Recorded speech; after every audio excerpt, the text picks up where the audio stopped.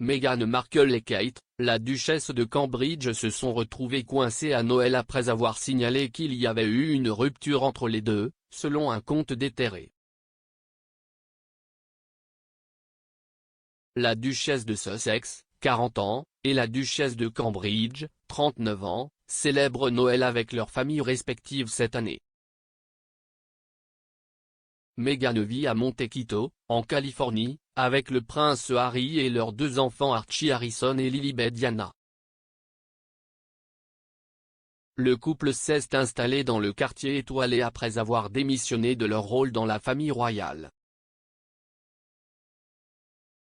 Kate vit au palais de Kensington avec le prince William et leurs trois enfants, le prince George, la princesse Charlotte et le prince Louis. Dans les années passées, les deux femmes royales auraient passé le jour de Noël à Sandringham avec la reine en Angleterre.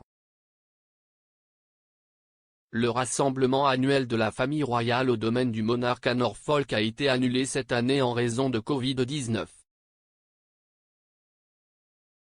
La décision de la reine de mettre fin à ses projets de Sandringham est intervenue alors que les cas de virus ont continué de monter en flèche à travers le Royaume-Uni cette semaine en raison de la variante Omicron.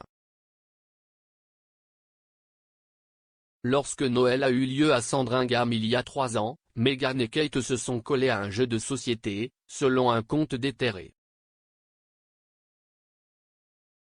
Un initié royal a déclaré au Sun que la réunion avait vu le couple guérir leur soi-disant faille, qui avait été rapportée dans les médias à l'époque.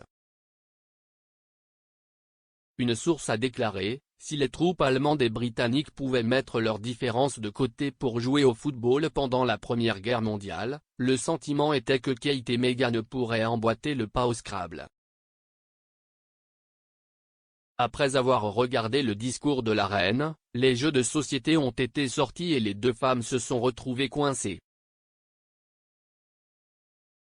L'initié a ajouté, Meghan enceinte ne buvait pas mais Kate a bu un verre de vin ou deux, et tout le monde était de bonne humeur. Ils riaient ensemble. Vous ne sauriez pas qu'il y avait une tension entre les deux. C'était un jour et une nuit merveilleux. Dans une rare déclaration en 2018, le palais de Kensington s'est prononcé sur la relation de Meghan et Kate.